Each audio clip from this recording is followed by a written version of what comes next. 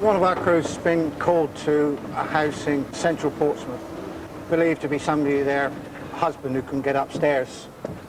And since then they've called up with an unusual request, really, for further crew to go to the scene with some boiler suits.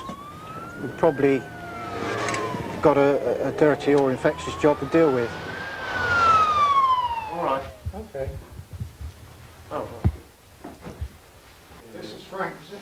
Frank? That's Frank. Hello, Frank. Okay. What's happened is we've been called here to a gentleman who claims that he can't get upstairs. And we've arrived and he appears in reasonable health and not complaining of anything other than just being generally weak. So we've tried to get the gentleman upstairs and succeeded, slowly. And he's arrived at the top of the stairs and now complaining of back pain. So we've called the gentleman's doctor, who knows him better. The problem for the crew is that Frank weighs 31 stone. A second crew is needed to move him. Last time he put him back to bed overnight, is that right? Yeah, that's the last time. And what happened in the morning then? Was he okay then? Yeah, he was okay. He recovered overnight, did he? Yeah, he was out in the morning, you know.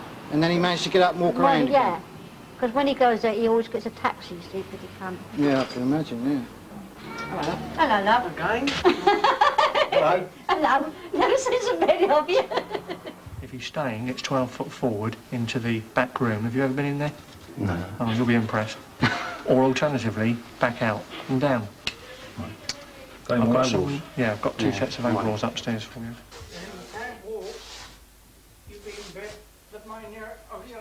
It's the conditions in which Frank lives that give as much cause for concern as his physical health. See that window? Put it right in the corner. What, put the stuff against the window? Right in that corner. Hang on.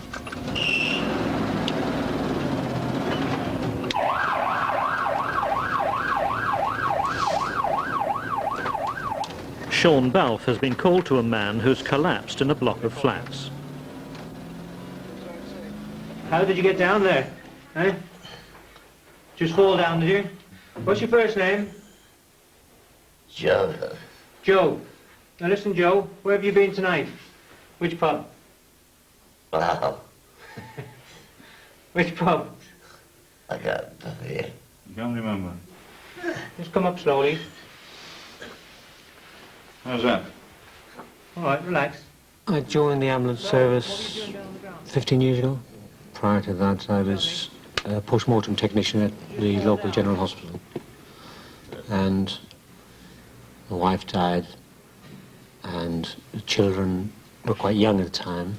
I decided it was one of those times where you feel a change is needed from that particular job. And so I applied for the ambulance service.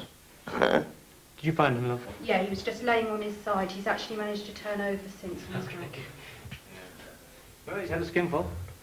Haven't you, Joe? Which pub did you go to? Does he live alone, do you know? Pardon? Does he live alone? He says he does, but we haven't tried. That's number 18. Is it flat 18? 18, you say, yeah. Yeah. Anybody there? My first wife Are you normally chesty like this? knew she was going to die. She had cancer, and she was just coming up to 40. Are you asthmatic? And we had time to go over all the pros and cons of life without her. And she urged me that if I met the right person, not to hesitate because of time or anything else, if I felt it was right. Don't feel guilty, was her message to me. Can you move that leg? Bring it up and down again. And this one. Okay, bring it, let it down again. No pain anywhere? Sean did remarry and now has a young family, but he experienced several years on his own. Marriage breakups in the ambulance service, yes, are very frequent, sadly. An awful lot is down to our way of life. The family life is cut down to short bursts, short spaces of time when you've got to try and get all you can into them. Now, a lot of people can't do that. And it does tell on the marriage. Honestly. Whereabouts in your back is it? Frank's GP has now arrived. The problem, whether to leave Frank in his flat or to take him to hospital. Right across there. Yes, okay, you move you. I can't walk because my back's gone. How old are you? 62. 12 to 30. Right, I'll have a word with the ambulance man Yeah, all for a right. minute. Yeah, all All right, Doctor? Right, well, there's a bit of a problem here, isn't there, with all this mess and everything, yes. That's very sort of, you know, I mean, I sort of think pressing that- us to put him, which Yes. we weren't sort of too keen without your... No, I think all Seeing we it. can do is to try and get him into hospital somewhere, but Right. quite how, I'm not sure. I don't think it's really fair to land him on casualty, no. At the end of the day, you see, if Because they he decide hasn't- to admit, yes. it will be another move. And Yes. we've got the resources here at the moment. If we could possibly arrange for a direct admission. You're not capable of looking after yourself tonight, so we're going to pop you into QA hospital.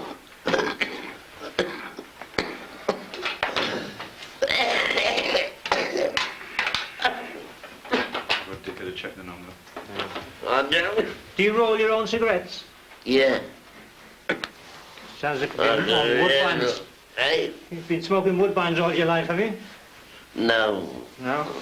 Okay. All right. Right, Now Joe, what can you do with me? we're going to lift you up, put you on a chair, and find you a bed for the night in hospital. Just relax now. I wish. Stiff as a bone. Oh, man, you're losing your shoe now. Yeah. Just like Cinderella, eh? Hold it there for a minute, okay? Can I now get in? Yeah. Just come over. Move your feet over a bit, Frank. Can I now get in there? Okay, come on. Right, okie dokie. Another little slide onto the second platform. We do occasionally meet, you know, a social requirement, a social need, which is why we wanted the GP round to do a medical assessment on him. We had nothing concrete in which to take him into hospital, and it's very difficult to get a casualty officer, for instance, to appreciate the surroundings that we were in. I think, you know, Frank was admitted, not necessarily, you know, as part of any sort of clinical findings, but literally because of his surroundings. Right over to the corner. Right, hang on. Let Ron get through. I'm through. Right? I'm through. Hang on there. Let me take a step. Right. Hang on. Yo. You all right? Yeah, all right. Okay, Frank. Turn the paper. Right, okay. Straight Lovely. ahead. You want to rest? All right, we're all right. Let's go. Yeah, All all right. right. Breathe in. Yeah. We're just getting settled. We'll sort those out. Right, me first. Right, you second. Oh yeah, all right, got it then, Deco, yeah. Mind his feet as we come out. Fresh air, Frank, eh? What about that, eh? Right. One. Hang on, hang on, let Andy get over. Hang on, give us that handle here, Harry. Give us that handle. You right? Yeah, come on, all in one. Right, 1, 2, 3. Well done. One's in there. Are you all right in there, Frank? Yeah, fine. I've still got me arms in the same position. Good. You keep them there just for a little longer. Yeah. Till we get downstairs, all right? Right, next step. And next step.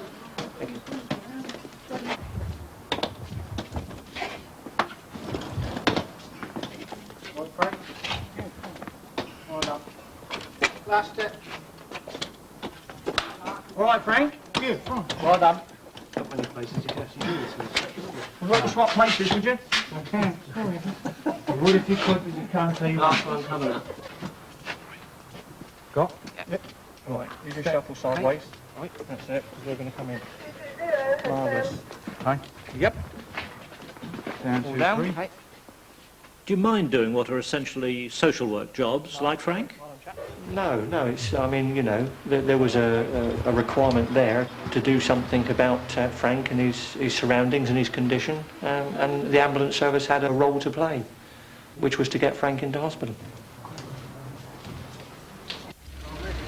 Are you aware of the problem that they've got down the Sean Balfe has been called to an injured man who stumbled into a car repair shop at Southsea.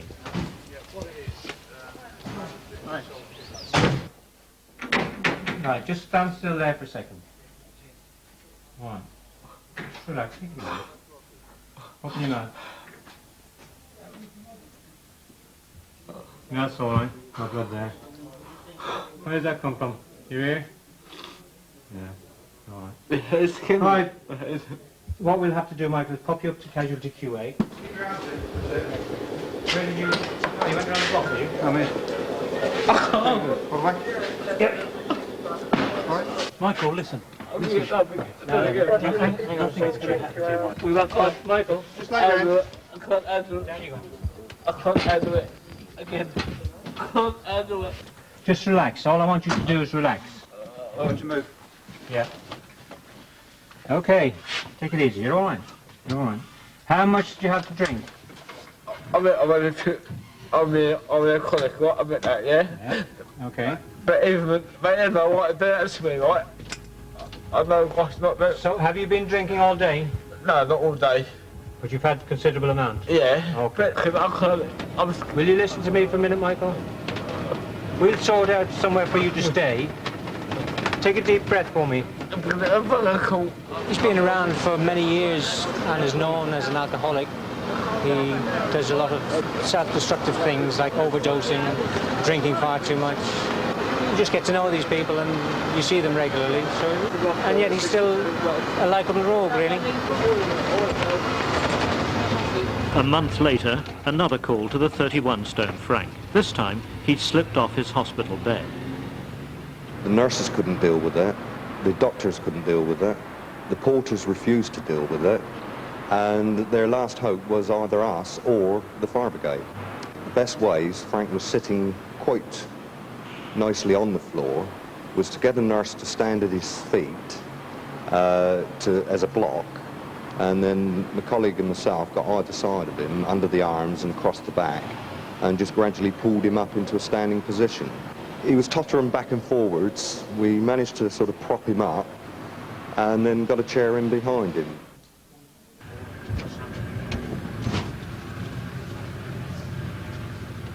Well, we're picking up people that said limbs removed through various reasons, ulcers, cancer or something like that. They're pretty down when we first get them from the wards, but as you'll see this morning, once they've sort of been going a while, they're quite a happy-go-lucky bunch, which is quite surprising what they've been through. Last time I came to you was in the chair. Topsy Turner and Phil Warren are two of what are known as the Care Bears. They act as a taxi service for outpatient appointments. But there's more to it than that.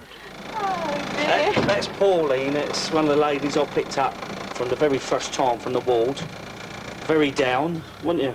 Yeah, it was very miserable. Didn't believe that she could ever walk again, and really give me some jip the first day. Yeah. Oh no, sat her there with a blanket round her. Never believe it's the same person now, up and about. It gets you out of yourself, you know, just to get out really, isn't it?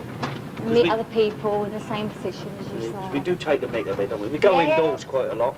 The funny part is we had to go in one day and collect her, and her boy was asleep on the settee, so we had a bit of sport with him, didn't we? And now every time he comes, he makes sure he's up ready for school, because he goes to the same school as my daughter, and I always say, oh, it's all right to put the room as a beat, you're a lazy little tyke and all that, and he's up now. Yeah. You don't never see him in the mornings.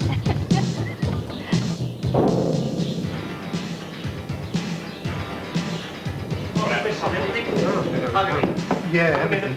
Everything. What did you miss it? Yeah.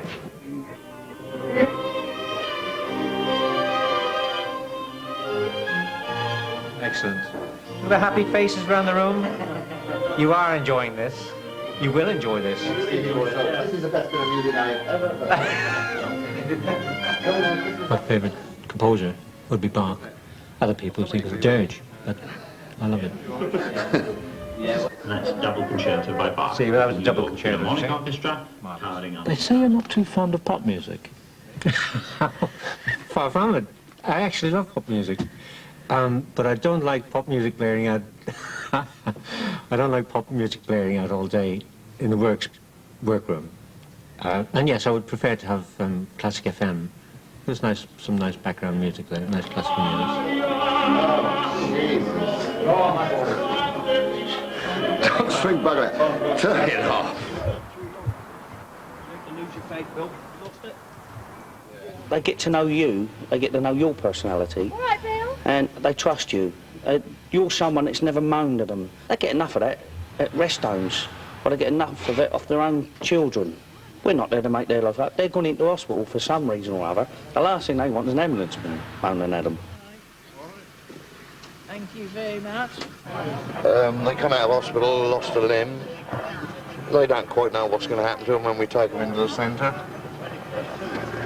And as we've done it all before, we can sort of relieve a little bit of anxiety. And they all seem happy. And then we got like Phil. He's absolutely wonderful at jollying the patients up. He knows them all by their Christian names. And he's worth his weight in gold, I think, as far as patient care. Leave it alone. His haircut, look. He's nicknamed Curly, that's why, look. John Howick, we call him Curly, skinhead and everything else. He's a lovely old boy. One day we got a call and his wife was quite ill, and we took her in, and it just so happened she died. Now we knew that John quite hard, so we went round and see if he was all right. We went to the funeral and everything else. You're bound to make attachments. You've got to, because at the end of the day, like John Howick, for instance, we was taken for about 18 months. Now, you get to know their habits, their friends, their family, and they, you know, it's not, oh, it's the ambulanceman no more. You're trying to say, oh, hello, Phil, how are you? How's Jane? Here's the kids. It's like someone you're going to have a drink with in the pub. You know, they become friends. Oh, that's me sacked. Oh, that's it. She got me the up. Yeah, been to me, thank God. Selling all the tickets to the kiddies' ward again. Got to make some money for the ward. Professional ambulanceman is a carer. When somebody looks after their patients and got all the time in the world from them, that makes a good ambulanceman, in my book. You look then, that could be my mum now. Oh, God, doesn't he look like me dad? And that's what you got to think, you know. Well, you know, that's why you treat them like your own. And I always do. I'd never treat them any different. My mum or my dad, and I'll treat them exactly the same. Right, we'll chill with you back, John. OK, mate. All the way tops? Yeah. When you come in, you've got to realise what you're dealing with. You're not dealing with a piece of metal in a factory. I mean, these are human beings. What we want, a chair for Jim. 2 weeks after the last call, Frank Brown needs an ambulance again. By now, he's in a rest home. To one of the ambulancemen, Frank was a familiar face. He knows me from years ago, so I used to work in the dockyard. And that's where he originated from the dockyard. He used to work in there, so I've known him from in there. So that's about 14 years ago. But he was big then as he is now? He wasn't as big then, and he used to get about a bit more, a bit better anyway. He's all right, bless him. I mean, he can't help the way he is. We'll be back to get him up off the floor again, no doubt. An old lady comes to the door now. Hello, dear, ambulance service. Hello, bless your heart. Hello. I'm right in. Don't remember me, do you? Well, I do actually. Do you? I do. What have you been up to? I'm one of those. Uh-huh. Cut my knee. Cut your knee. Right, let's have a little look. Is there somewhere where we can sit you down? Yes. Not too far from here, that is. Yourself. Do you modify your approach if it's a female patient? No, I don't think so. I'll put my arm around a man if he's really down, and I won't feel bad about that. I'll put an arm around a woman, or hold a man's hand who's frightened, upset, for whatever reason. I'm not totally against holding a man's hand or a woman's hand. No, it doesn't really make much difference. It was the uneven pavement. You didn't come over unwell or anything like that? No. These paving stones are terrible. Have you seen them Yes, lately? yeah, they are, especially on the corner there. I've a good mind to sue the blooming council. We'll cover that up with a little dressing. Yeah. All right? I think that really requires some cleaning. What we'll need to do is take you up to casualty, OK? Yeah. I don't think there's anything there that requires stitching. My skin's too tough to stitch anyway. But what we will Super do, glue, most definitely, is we'll want to make sure that you're protected from a tetanus point of view. won't we? Oh, bless your heart. Let's give that a twist and then it will... That's it. You've got your knee flexed Well, just you like see, me. while I'm meeting nice people like you, my 27 years at the old Royal Portsmouth wasn't right. wasted, was it? No, You know they've closed it now, do you? What, the Royal? Yeah, they've closed it now. Right then, did you hurt yourself anywhere else? About 12 years When ago. you fell? I don't know, I expect I'll have a few bruises up, you know, odds and ends, but I'm not worried. I don't... Do you get attached to certain patients? One can't help but become attached. Because there's some very, very nice people around. Some of them are really dear souls, and you can't help becoming a little bit attached to them and want to know, not so much attached, but want to know that they've turned out all right, you know, and they're on the mend. Nice and gently, and sit you up on the left-hand side, please. Marvellous. Thanks All very right, much. sit yourself right back. I'm all right, thanks very much.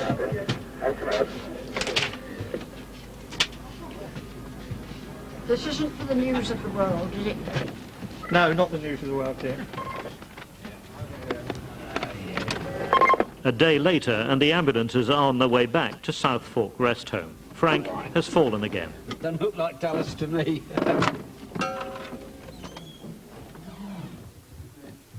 You've got a bit of a bump there. Bit of a bump. Yeah. What did you actually hit it on? Do we know? Oh, just on the... so that's a bit low, so he's coming up. What position is this? Gone next. What is? Yeah, well... Gotta be, isn't it? Gonna have to be, yeah. Scoop. The scoop won't take it. You don't reckon? It's beyond its limits. Right, Fred, we just wondering if we're going to get you out to our ambulance. All right? I still reckon that we could get him on a scoop and get all of us round him. Yeah. Take each corner. Yeah.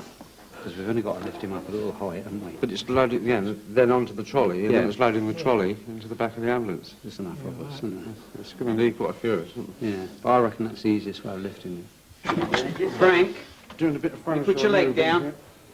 Straight down. Good man. Don't roll over. No, just stay there. Oh, that's even better. Now roll back to me. Now I'm going to pull you to me. Very young chap that showed us things. He moved his hand. Can you put his hand in on that, please? Yeah, you... Four of us will probably be able to do it. Right, Better just do to the this Frank end. up and not push underneath, eh? Yeah. Right then. Keep your arms in, Frank. Keep your arms in. Keep your arms in. Frank. All right, Frank. Ready? 1, 2, 3, go!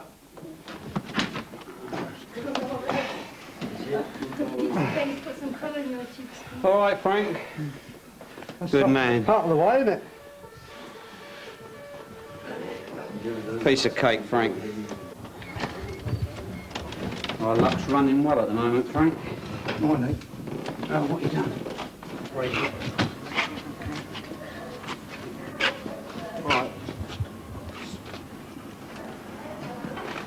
Ready? No.